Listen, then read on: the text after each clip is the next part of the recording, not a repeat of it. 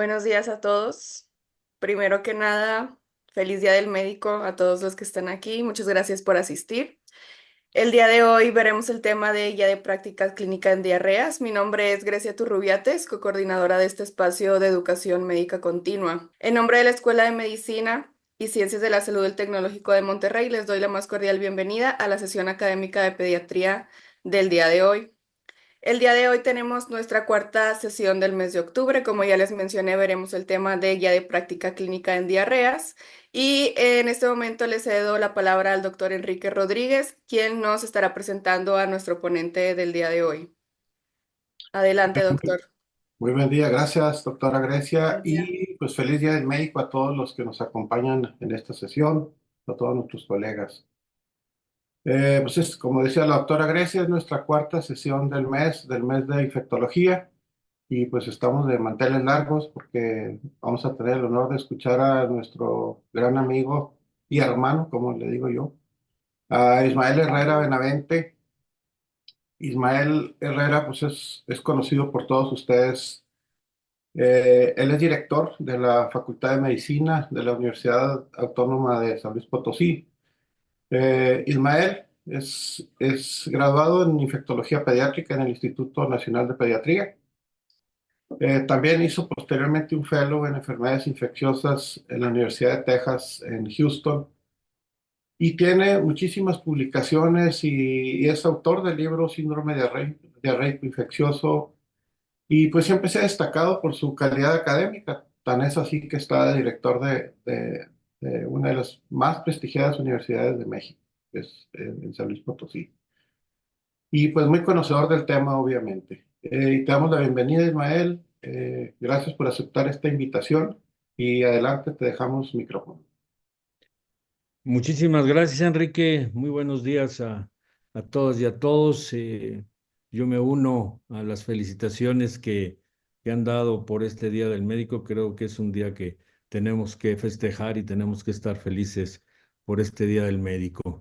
En segundo, mi agradecimiento, Enrique, la invitación. Te faltó decir en mi currículum que eres mi gran amigo. Entonces eso es muy importante. Y además, la invitación que me hizo Oscar y también Grecia para estar aquí con ustedes. Vamos a hablar hoy de un tema que considero que es muy importante porque muchas veces hablamos de muchos problemas que se han convertido temas de actualización y que la diarrea la hemos dejado un poquitito al lado.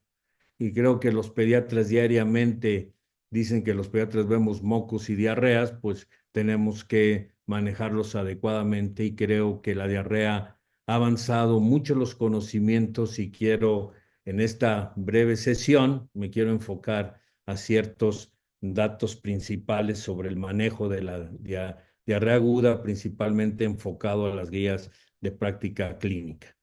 No tengo ningún conflicto de intereses. Mi invitación fue a través del comité organizador de esta sesión virtual y mi interés y compromiso personal es mejorar la salud y calidad de los niños a través de un pensamiento global y actuando localmente en cada uno de nuestros lugares de trabajo. Como les decía, hablar de diarreas puede ser un tema tan amplio. Yo nomás me voy a enfocar en tres puntos principales con un énfasis en las guías de práctica clínica. Aún en el siglo XXI, la pregunta, ¿es aún importante hablar de diarrea aguda en niños? Pues sí, indiscutiblemente desde los estudios que existen, desde, desde que la Organización Mundial de la Salud fijó sus estadísticas en la década del siglo pasado, en la década de los 80, sí, la incidencia y mortalidad a nivel mundial, la mortalidad ha ido disminuyendo. Desde la década de los 80 hasta el 2016 ha disminuido un 89%. Pero la, la incidencia se ha mantenido relativamente estable a nivel mundial. Anualmente, y estos son datos ya de este siglo, ¿sí? En donde anualmente se presentan mayor de 1.7 billones de casos de diarrea en el mundo. Diariamente son 4.7 millones de episodios, 100,000 casos son severos y mueren 1.600 niños por este problema. Creo que con esto enfatizo la importancia de hablar de diarrea aún en niños. Dos métricas que tenemos actuales que son muy importantes del Instituto de Métricas y Evaluación de la Salud y de la OMS y UNICEF, una publicada en el 2020 y otra en el 2021, son muy comparables, en donde anualmente mueren 5 millones de niños y medio millón mueren por causa de diarreas agudas, principalmente niños menores de 5 años.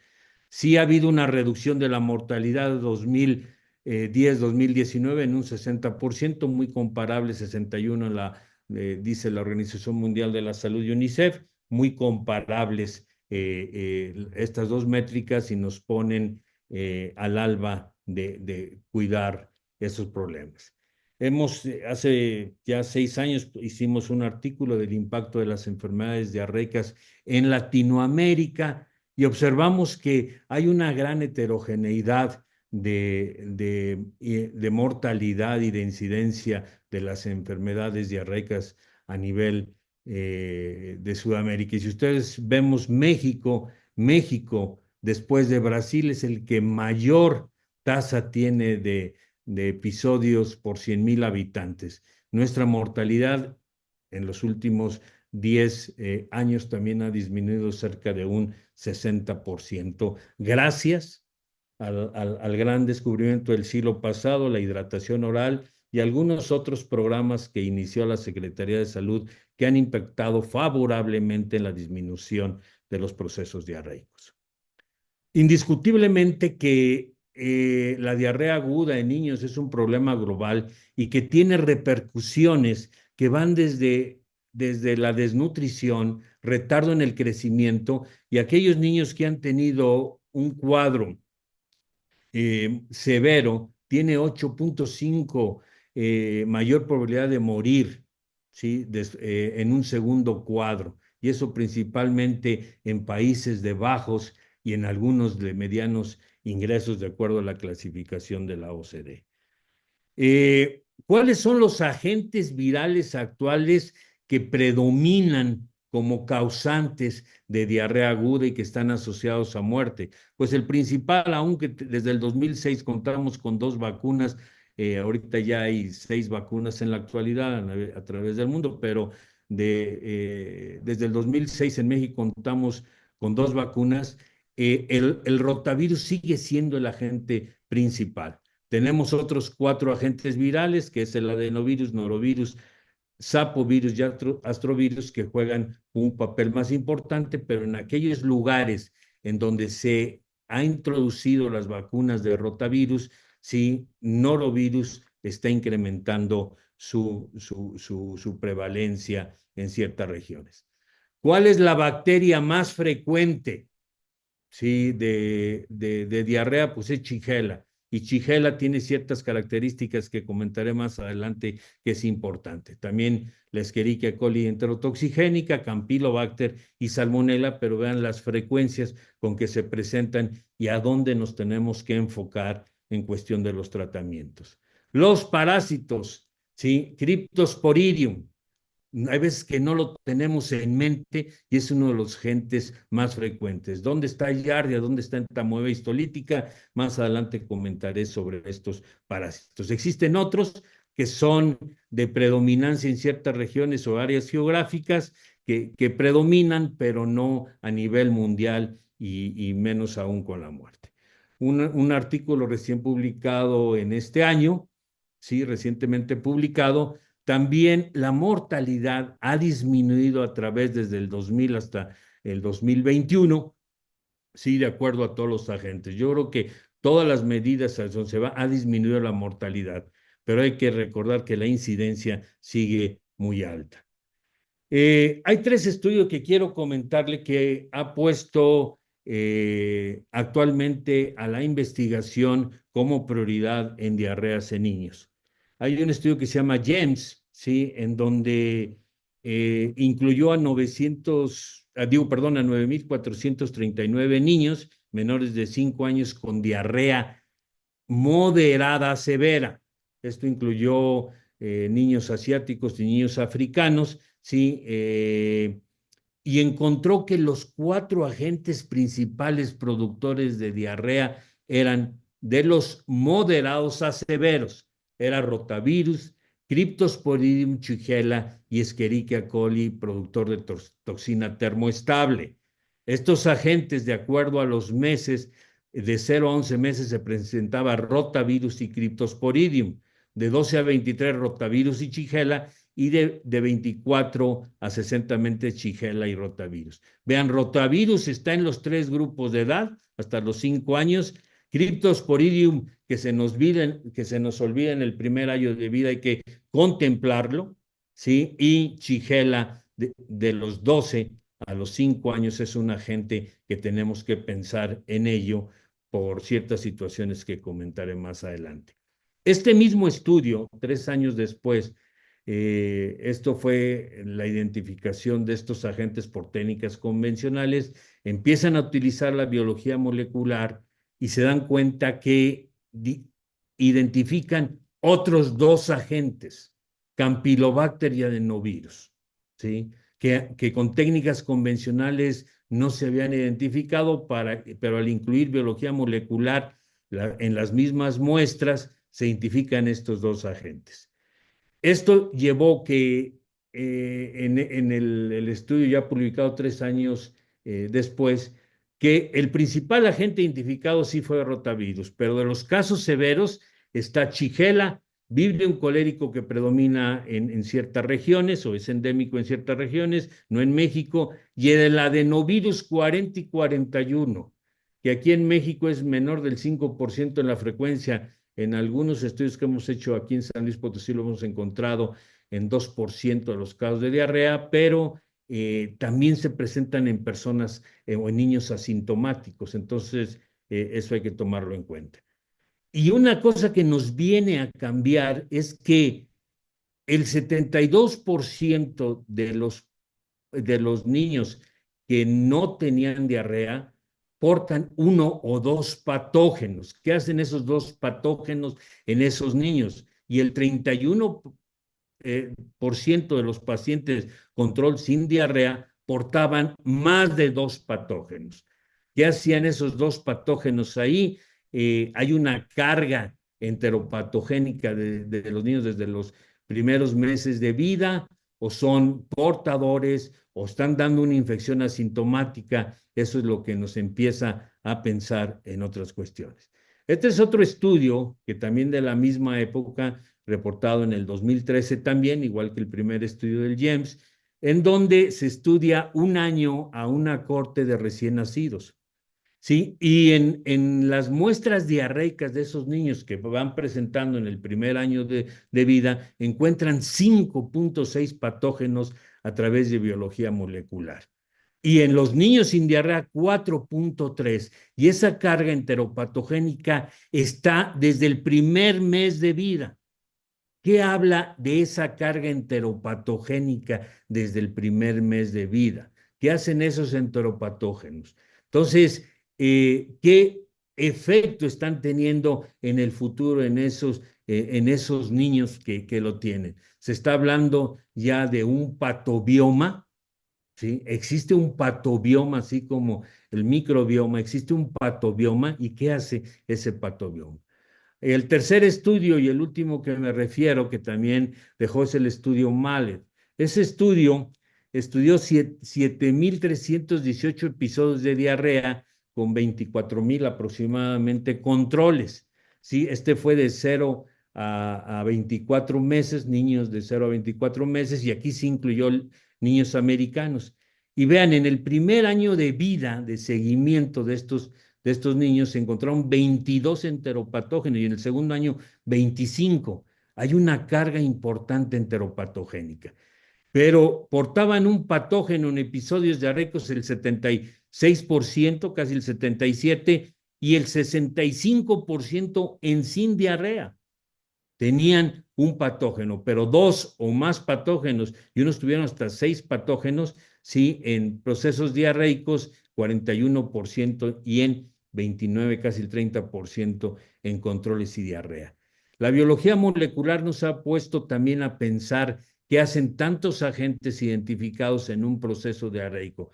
Hay que analizar bien el cuadro clínico para poderle dar el valor. Están actuando como copatógenos, etcétera. O sea, vienen a hablar del patobioma. Lo que sí es que todo encamina a una enteropatía ambiental que viven los niños en países de bajos y medianos ingresos, en donde existe, ¿sí?, una inflamación crónica del intestino, que esto, esa inflamación crónica que está respondiendo ese intestino, nos lleva a una baja de eficacia de vacunas orales, ¿sí?, a una desnutrición y falta de crecimiento y a un bajo desarrollo neurocognitivo que estamos identificando en muchos niños de estos países de bajos y medianos ingresos. Ahora bien, si entendemos esto, vamos a poder de cierta manera manejar bien nuestros casos y de acuerdo a las guías de práctica clínica. Nosotros sabemos que existen 4 mecanismos de acción fundamentales que los agentes producen diarrea. Tenemos 2 mecanismos, la producción de enterotoxina y adherencia.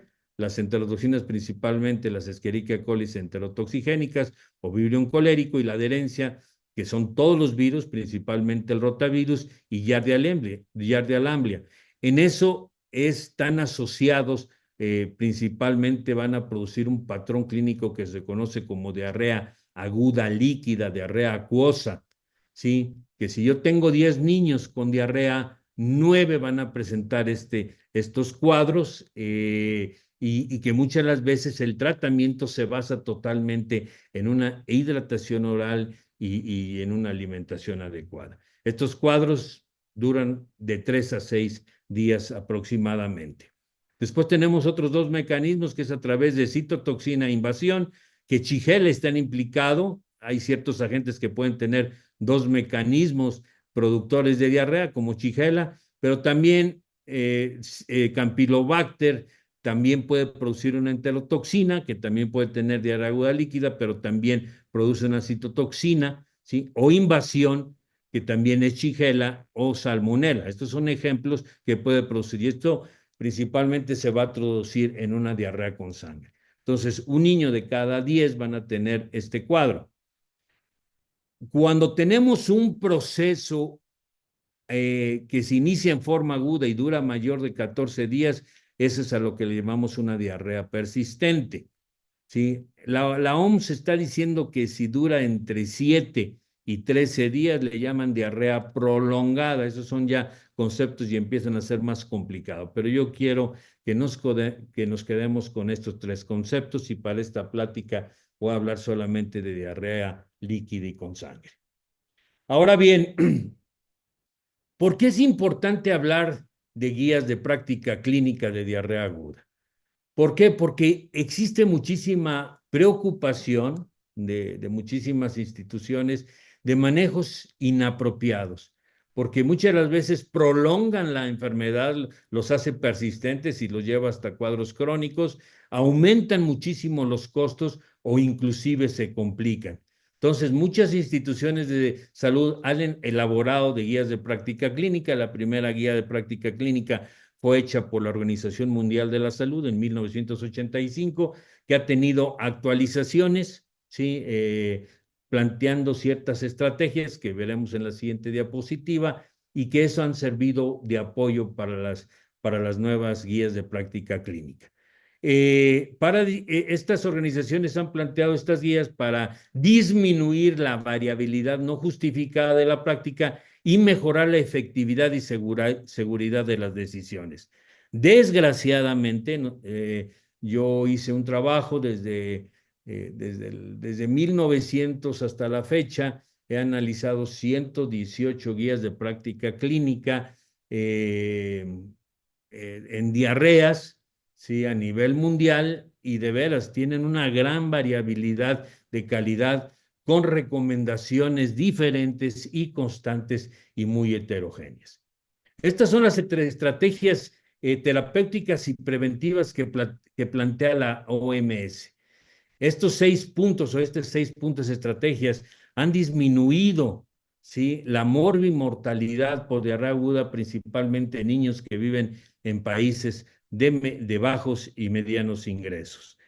Dos cambios que se han hecho en estas estrategias y que han mejorado también en la disminución de la frecuencia, duración, severidad, así como en la incidencia y menores internamientos, pues es la inclusión de soluciones de hidratación oral de baja osmolaridad que ayudan muchísimo y una mejor aceptación del niño.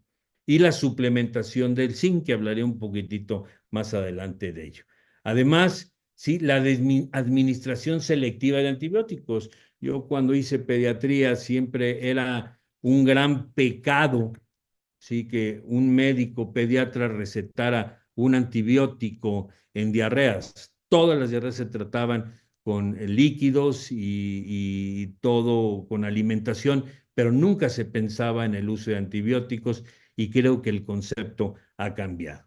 Y también la prevención a través de agua potable, saneamiento, higiene constante de manos y además la inclusión de la vacuna de rotavirus que realmente ha tenido un gran impacto en la disminución de de la enfermedad por rotavirus.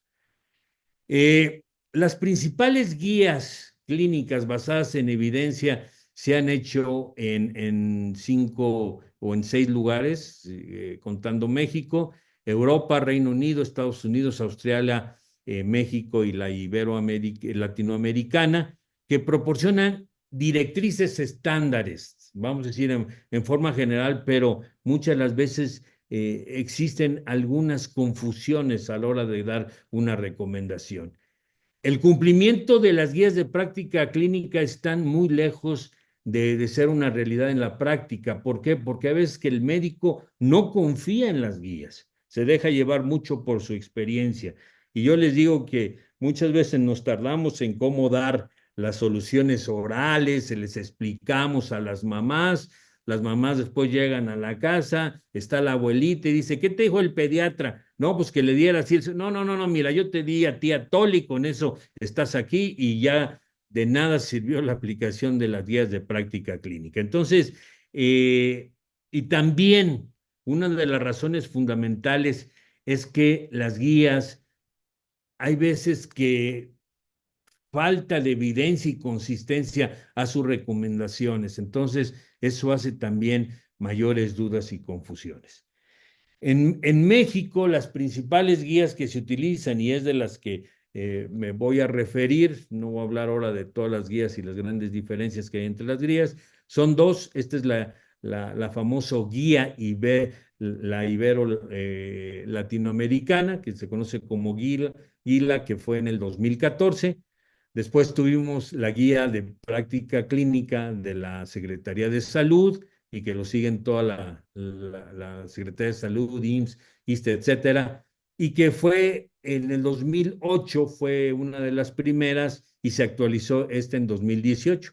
Y esta 2018 acaba de ser actualizada ya al 2024, la tenemos recién desempaquetada, hablé con algunas personas que participaron en ella y todavía le faltan algunos cambios y hay una versión, pero esta es la disponible ahorita en la web y que pueden bajarlas ustedes y que hay todavía ciertos cambios que puede haber en corto tiempo. ¿Qué dicen las guías de práctica de las soluciones orales? Yo creo que las soluciones orales, todos estamos de acuerdo que ha sido el gran descubrimiento del siglo, el gran impacto que han tenido en las enfermedades diarreicas. Sí, que es el tratamiento de primera línea, llámese diarrea aguda líquida o diarrea con sangre, sí, o también se le conoce como disentería, aunque no hay mucha pérdida de líquido, pero está indicado el uso de líquidos de soluciones orales. Las soluciones de osmolaridad reducida es lo que se recomiendan tanto en las dos guías, tanto en la guía mexicana como en la Guila, pero Desgraciadamente, a nivel de instituciones de salud, es difícil conseguir las soluciones de baja osmolaridad. A nivel privado sí se consiguen, pero tienen un costo que eso muchas las veces se perjudica y principalmente los cuadros diarreicos se ven en esas instituciones. Hay una solución oral para desnutridos que se llama Resomal, que sí la recomienda la guía mexicana, no la considera Aguila, pero no se cuenta en México. Hay dos maneras de prepararla, donde disolver una mezcla mineral con dos sobres de soluciones orales, etcétera, y que muchas de las veces pues queda un poco la duda, pero no se cuenta con ella. Sí sabemos que hay una mejor eficacia de la terapia de hidratación oral o nasogástrica que la terapia intravenosa, y eso sí se demuestra que tiene un grade fuerte, una recomendación fuerte en ambas guías. Desgraciadamente en México, si nos vamos un poquitito a las encuestas nacionales de salud, desde el 2006 hasta la de reciente publicación, las soluciones orales se utilizan en menos del 50% de los casos. Se utiliza suero comercial, que van mejor a comprarlo a la farmacia, o casero, o agua sola, té, atole, etcétera, que utilizar las soluciones orales, y creo que de ahí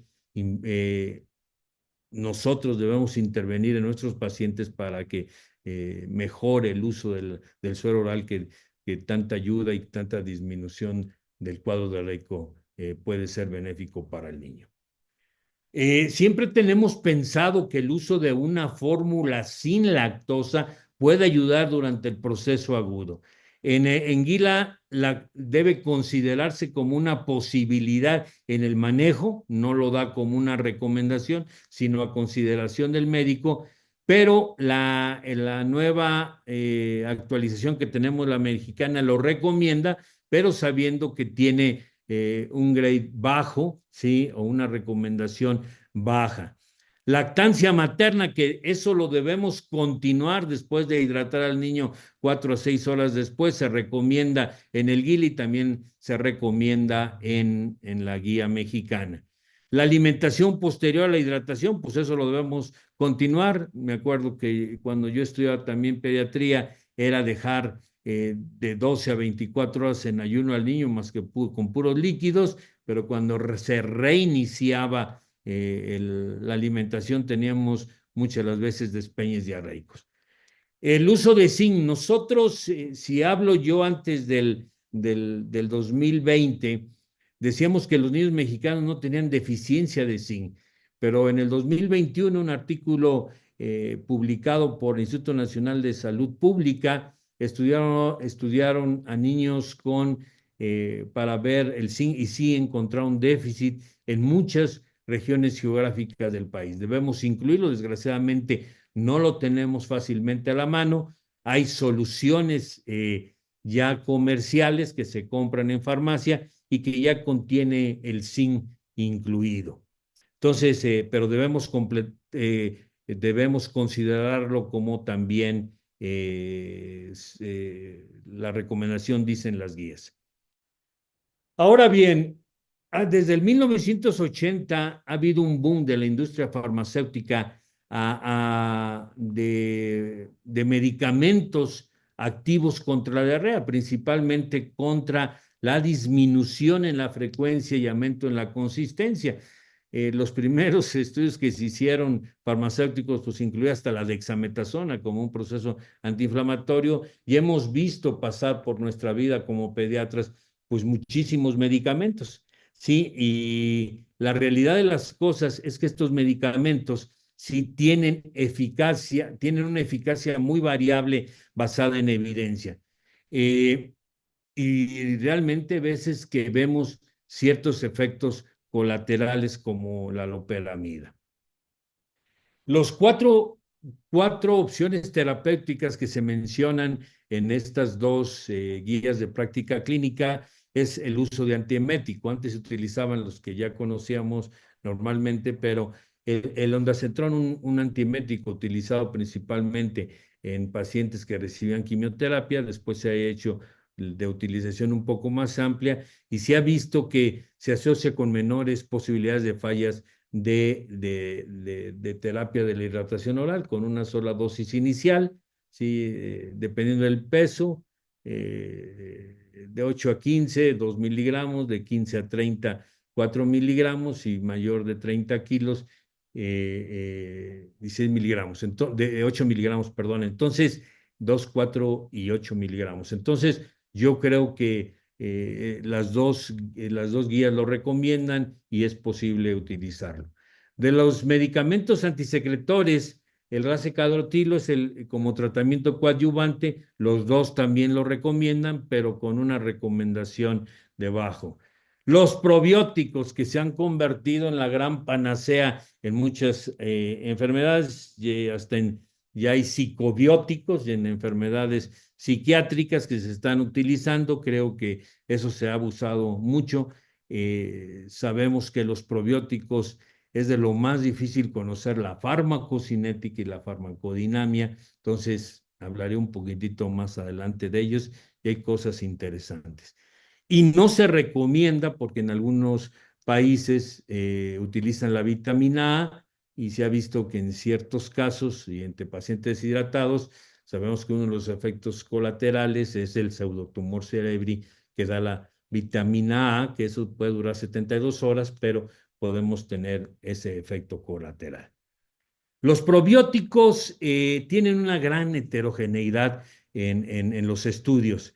Hay diferentes cepas, diferentes dosis, a diferente duración, ¿sí?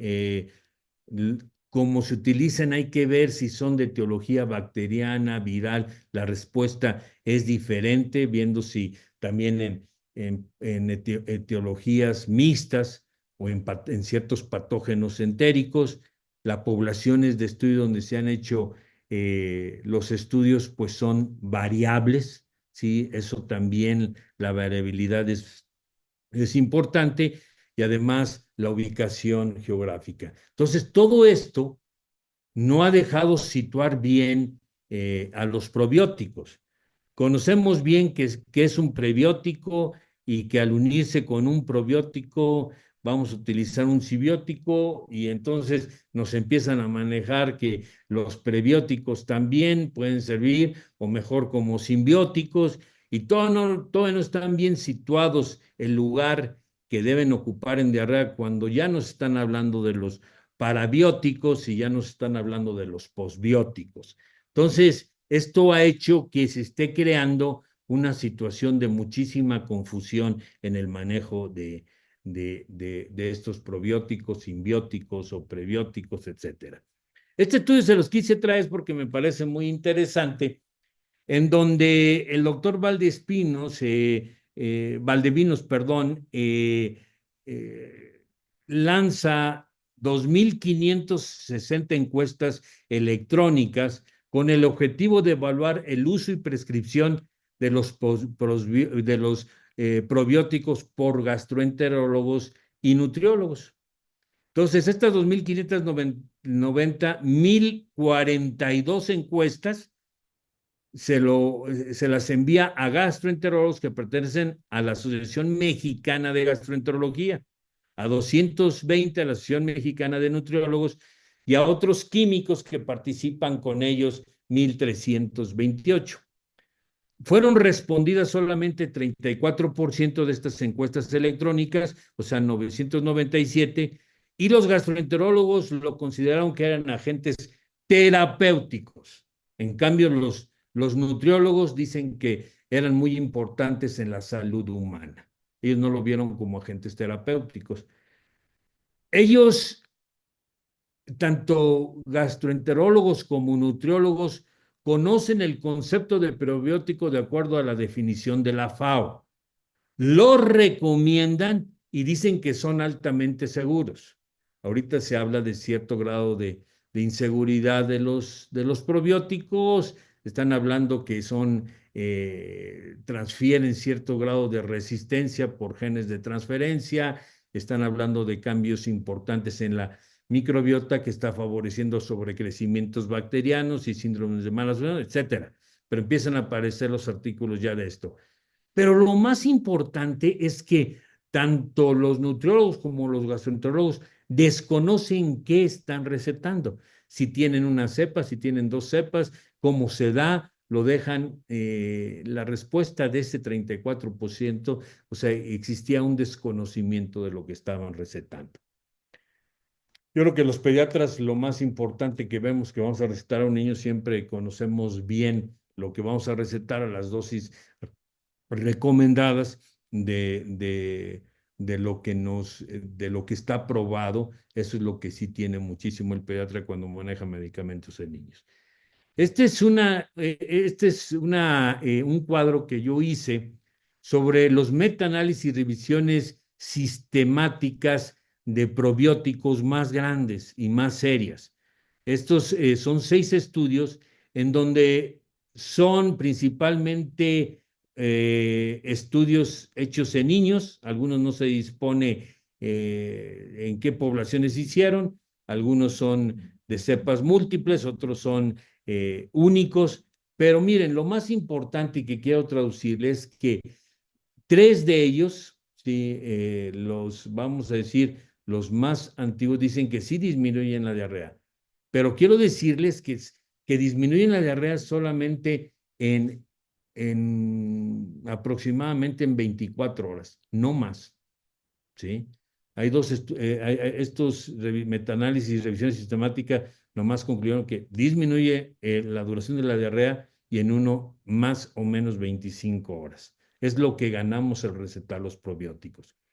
Otra revisión con Gray dicen es efecto incierto.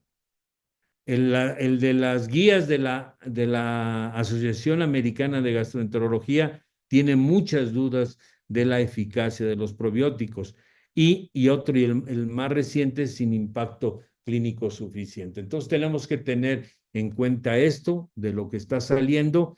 Yo no estoy en contra de los probióticos, estoy diciendo lo que se ha encontrado y hay que utilizarlos con cierto grado de moderación. Muchos de los niños que la mamá les compra los chamitos o los Yakult y de repente están tómelos, tómelos y tómelos, favorecen a síndromes de sobrecrecimiento bacteriano y después a procesos diarreicos. Entonces hay que tomarlo en cuenta y que lo tengamos en mente. Como les digo, yo no lo estoy prohibiendo, nomás les estoy diciendo lo que salió. Hay 2 revisiones que quiero mostrarles, 2 revisiones también sistemáticas en donde muestran la evidencia de la eficacia de los ayudantes de los medicamentos que se utilizan en diarrea. Aquí tenemos del racecadrotilo, la esmectita, el zinc en mayores y menores de 6 meses, Saccharomyces boulardii, el Lactobacillus reuteri, que es uno de los más utilizados, y además este bacilo produce un antibiótico que se llama Reuterini, que actúa a nivel local, o el lactobacilo en diferentes dosis, también el lactobacilo GG, que es muy utilizado. Esto se hizo a través de un metaanálisis de red. El punto final primario, que era para ver la eficacia, fue la duración de la diarrea. Y la superioridad de cada coadyuvante fue por un análisis un poquito complicado estadísticamente, que se conoce como por el método de Sucre. ¿Y qué concluyó este estudio? Fue hecho por Pedro Gutiérrez, este estudio que también Pedro Gutiérrez fue el que dirigió la guía de práctica clínica GUILA. Sí, él demostró que racecadrotilo como primera opción era ayuda, seguida de esmectita y lactobacillus reuteri. Los 3 productos que están en estos momentos a nivel de que la utilizan muchísimos médicos y pediatras, etcétera.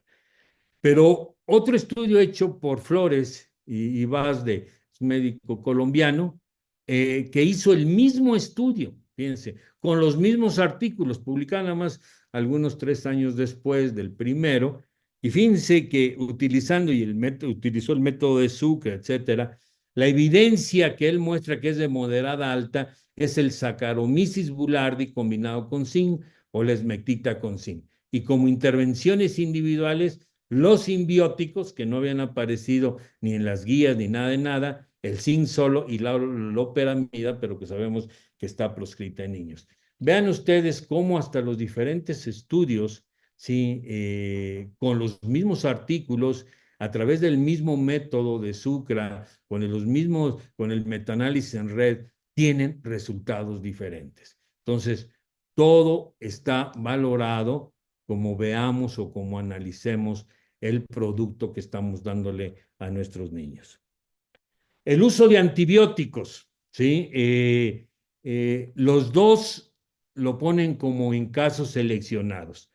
Cuando nosotros administramos un antibiótico en diarreas, perseguimos cuatro objetivos: disminuir la severidad de la enfermedad, acortar el curso clínico de la enfermedad, reducir el periodo de excreción del agente y que se prevengan complicaciones. Si nosotros cumplimos con estos cuatro objetivos al administrar un antibiótico en diarreas, que estamos cumpliendo adecuadamente en la administración de un antibiótico. ¿Y en qué caso está indicado? Pues en diarrea aguda líquida hay un solo agente que sí está indicado el uso de antibiótico porque cumple con estos cuatro objetivos, que es en vibrio colérico. ¿Cuáles son los antibióticos utilizados fundamentalmente? Es acitromicina, doxiciclina, ciprofloxacina y trimetoprim sulfamethoxazol. En diarrea aguda con sangre, el principal agente es Shigella. ¿Sí? En Shigella, hasta empíricamente, sin demostrar que es Shigella, está indicado un tratamiento empírico. ¿Sí? Aunque otros agentes pueden dar diarrea con sangre, también cumplen con los objetivos el uso de antibiótico. ¿Sí? Creo que los niños que tienen diarrea con sangre tienen mayores posibilidades de esa diarrea persistente, y la diarrea persistente favorecerá mayores tratamientos, mayor persistencia de ese cuadro diarreico, mayores tratamientos, y afectan muchísimo el crecimiento del niño y llevando a una baja de peso, etcétera. Entonces, cumple con los objetivos que les mencioné. Entamoebis tolítica es muy rara en menores de 5 años. Es frecuente en menores de 5 años y tenemos que corroborarlo porque sabemos que existen cepas de Entamoebis tolítica patogénicas y no patogénicas, antes consideradas como Pseudomonas, ahora se dividen en dispar o Entamoebis tolítica, y que eso solamente se puede diferenciar a través de la visualización de trofozoitos para no tener error en el diagnóstico. Entonces, el uso de antibióticos. ¿Qué antibióticos? El que se ha vuelto la gran estrella o de primera elección es la acitromicina, y en segundo lugar el ceftriaxona, una cefalosporina de tercera generación en forma intramuscular. Tenemos antibióticos alternos, otra cefalosporina por vía oral, cefixima o ciprofloxacina, trimetoprim y ampi, de acuerdo a la resistencia que tengamos, ácido nalidíxico y la rifamicina, y esto está indicado en la Guía de Práctica Clínica Mexicana. Fíjense, este estudio decían, bueno, si los cuadros severos de diarrea aguda líquida se pudieran ver beneficiados con el uso de antibiótico, principalmente las moderadas a graves. Este es un estudio, se formó un grupo de estudio que se le conoce como ABCD, es antibióticos para niños con diarrea, ¿sí? En donde utilizaron la citromicina en diarrea aguda líquida en niños que tenían cuadros moderados a severos. Concluyeron, este estudio fue reportado en el JAMA Network Open en el 2021, y la conclusión que el uso de antibiótico no estaba justificado.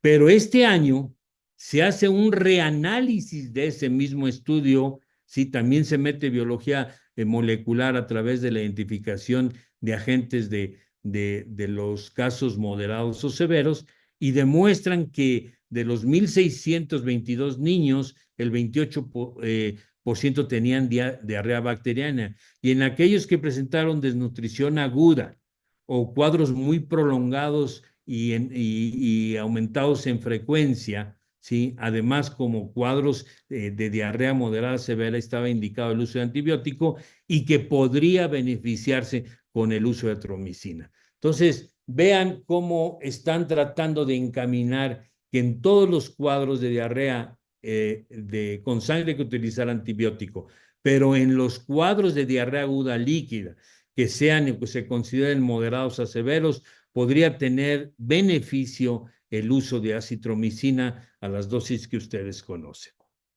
En conclusión, puedo decir, ¿sí?, que la diarrea es una enfermedad común y es una causa aún de muerte en países de bajos y medianos ingresos. El manejo adecuado es un objetivo prioritario, ¿sí?, en los niños con diarrea aguda, principalmente los moderados y severos. Es necesario la aplicación de medidas preventivas y terapéuticas basadas en evidencias que muchas de las veces carecen muchos estudios. El mayor problema que tienen las guías de práctica clínica es la falta de evidencia, consistencia en las recomendaciones y su aplicabilidad en diferentes entornos. Esto es lo que yo quise presentarles y que va a depender muchísimo también del juicio clínico y de la experiencia del médico pediatra para poder resolver estos problemas. Muchísimas gracias. Ismael, muchísimas gracias. De veras, no por ser mi amigo, pero fue brillante tu exposición. Brillante, brillante, como siempre. Y pues hay muchas preguntas. Algunas ya, de hecho, ya les contestaste porque de las preguntas que surgieron aquí era acerca de los probióticos. Creo que diste muy amplia explicación del uso de probióticos y de suspender lácteos, también lo mencionaste, de los sueros comerciales, que sí, cuáles son los que más se pueden utilizar. Ya contestaste mucho de esto en tu misma presentación. Eh, el tema de probióticos, creo que estoy viendo las preguntas, es el que generó, pues como siempre, controversia. Me gustaron todas las evidencias que presentaste. Y bueno, ya como comentario personal, creo que sí ha habido un gran abuso también, así como fue de los antibióticos, también de los probióticos, utilizándose en las más diversas patologías y a veces sin patología. Entonces, una de las cuestiones, Ismael, que más aquí que están cuestionando, que si ya tu comentario personal del uso de probióticos, después de todas las evidencias que presentaste, que si, ¿cuál sería tu opinión en el uso personal de los probióticos en la diarrea? Miren, yo los utilizo en el manejo de diarreas agudas y si ustedes se van al análisis completo que hace la Organización Mundial de la Salud, el que recomiendan muchísimo es el Saccharomyces boulardii, ¿sí? Porque ese sí ha demostrado un mayor impacto. En el estudio de Flores, el médico colombiano, que dicen, ese sí demostró que el Saccharomyces boulardii tiene gran impacto y es el que más utilizo yo. Desgraciadamente, los diferentes tipos de cepas es lo que pone en duda, ¿sí? Fue estudiada farmacológicamente en niños para poder demostrar eso. Yo sabía que estas diapositivas, y siempre cuando presento esa diapositiva, siempre causa un poquitito de escozor porque es muy, muy utilizado y el empuje de la industria farmacéutica es muy grande, pero las evidencias en todas las revisiones sistemáticas y metaanálisis que tienen se los mostré, o sea, la mejoría no es mayor de 25 horas y muchas de las veces también los utilizamos como placebo para que nuestras mamás estén tranquilas, ¿verdad? O sea, que se le está dando al niño con diarrea. Entonces, yo creo que esto va a depender también la medicina basada en el juicio de cada uno y de la experiencia como les haya ido en sus pacientes y que puedan demostrarlo. Ahora, no les quise traer todos los artículos por obvio del tiempo, de que muchas de las veces los probióticos se dan con antibiótico, ¿sí? Y el antibiótico se echa el probiótico. Entonces, y eso, o sea, y eso se sabe, dar probióticos en diarrea con sangre, por ejemplo, y antibiótico, pues también tiene un efecto. Hay un artículo que hace como 15 días lo leí, que el único antibiótico que me queda ciertas dudas es el utilizar ácido clavulánico amoxicilina con el probiótico, pero bueno, o sea, no en diarrea, porque cuando utilicemos amoxicilina, ácido clavulánico en diarreas, ¿no? Y ahí en cierto país de África lo utilizaron. Entonces, hay dudas y manejo de esos conceptos. Entonces, y muchas de las veces, cada representante que llega a nuestra oficina o en cada congreso que se habla de probiótico, pues el probiótico va a ser excelente y sí acorta la duración de la diarrea, más no mejora la consistencia de las evacuaciones, que es lo que principalmente sería mejorar la consistencia y disminuir la frecuencia de las evacuaciones. Es lo que podría decir, Enrique. Sí. Aquí hay dos preguntas, que si sabes algo del uso de ondansetron que cause más diarrea. Yo nunca lo había escuchado esto, no sé tú si... Sí hay artículos que demuestran eso, pero muchas de las veces no está asociado al ondansetron. Lo que pasa es que permite mayor la ingesta de soluciones orales y las soluciones orales muchas de las veces puede llevar a un poquito más de proceso diarreico, ¿no? Entonces, eso podría ser el este. Y si tienes algún comentario relacionado al uso de antibióticos y síndrome hemolítico urémico. Sí, en el síndrome urémico hemolítico, y esto se sabe desde hace muchísimos años, que cuando tenemos una Escherichia coli entero hemorrágica y damos antibiótico, la posibilidad de complicación, perforación, etcétera, hemorragia intestinal puede ser mucho mayor. De ahí que afortunadamente en México no tenemos, la frecuencia es demasiado baja. En otros países de Sudamérica, Argentina, en Estados Unidos, sí es muchísimo la frecuencia de entero hemorrágica, pero sí el uso de antibióticos en este entero hemorrágica puede asociarse a procesos de complicaciones, ¿sí? Complicadas. Eso es algo personal, Ismael, no sé en el resto del país, pero aquí hemos estado viendo mucha gente que ahora hay mucha moda de ir a Cancún por viajes directos de la frontera, y me comentaba un colega que también en Tijuana, de ciclospora, regresan las personas con diarreas, varios de la familia con diarreas prolongadas de 1, 2 o hasta 3 semanas, y pues al hacerle ya un estudio con el filme Rey, sale ciclospora. No sé si tú tengas más información, si a nivel México, en otros lugares se esté Sí, presentando mucho estas sí, diarreas. sí, la Ciclospora cayetanensis es la más frecuente y es la que se asocia, como tú hablas, del cuadro. Y sí, hace aproximadamente un año nuestro gobernador de aquí se fue internado por Ciclospora cayetanensis, y también a través de biología molecular fue el único agente detectado y por eso y lo llevó con deshidratación.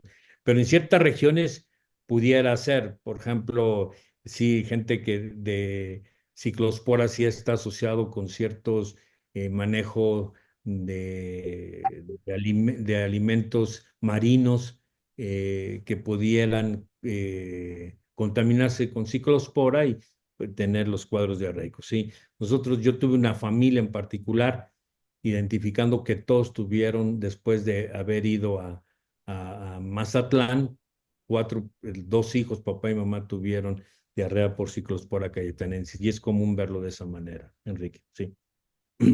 Tengo otra pregunta. Dice que, bueno, en primer lugar te felicitan. Es de un grupo de un hospital infantil que están viendo todos los residentes tu conferencia. Esa es la felicitación. Y la pregunta es, pues muy novedoso el concepto del uso de acitromicina. Lo comentaste creo que muy bien y dijiste que había que elegir qué pacientes sí y qué pacientes no. Si tienes el dato de cuántos días se recomienda, yo sé que no hay una receta de cocina, pero si hay algún dato de más o menos el promedio, a diferencia pues del uso en las partes respiratorias.